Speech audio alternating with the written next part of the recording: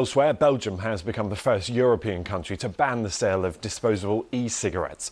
Other countries like France, Ireland and the UK, they'll follow suit later in the year. Well, 12 EU health ministers have backed a paper calling on the European Commission to propose new legislation, which could include banning flavoured vapes and limiting nicotine content. Well, Dustin Dahlman is the president of the Independent European Vape Alliance that represents the industry. He told us why the ban won't be effective. As we see in other countries, ban in national member states are difficult. It's likely that we will see a high increase in the black market in Belgium for these kind of products.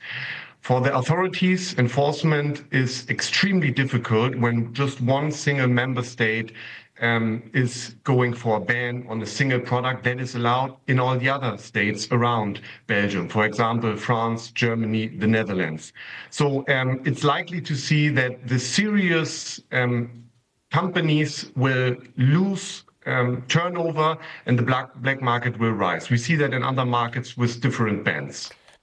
Well, let's talk now to Tim Phillips, who's Managing Director of eSig Intelligence. It analyses the electronic cigarette market. Good to have you here. And I don't know if you could hear that clip, but the industry saying, look, this ban won't make any difference. It won't be effective. Do you agree? I do slightly. I think that the ban is already being effective. So, I mean, I think that disposables will be banned in all of Europe anyway. We're getting that through European environmental legislation. So that's going to happen. The industry has already moved. Most of the products that are coming through, the new products, are going to get around this ban on disposables by having removable batteries or being able to be refilled. So I don't think it's going to make very much difference, no. Yeah, and the crucial bit here, and you touched on it there, is that this has been done under environmental regulation, nothing particularly to do with health, and so it may be easier to circumnavigate. The question as well, I guess, is whether this simply pushes the problem underground, that people will still get their hands on this stuff, but they'll do so on a black market.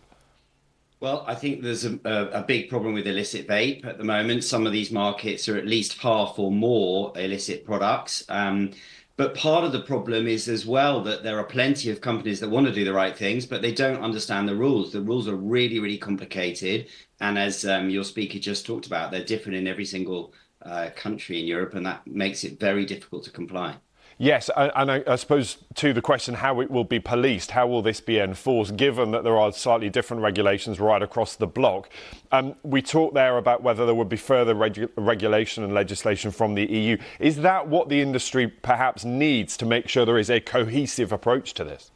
Definitely, yeah. But it's coming. It's just taking an awful long time. So there's something called the Tobacco Products Directive that's going to be updated coming out of Brussels, and that we expect over the next kind of couple of years. But it's in the meantime, you've got a big problem with illicit products, and you've got a lot of European member states doing their own thing, so bringing in their own bans or restrictions and so on. So it's a bit of a mess at the moment.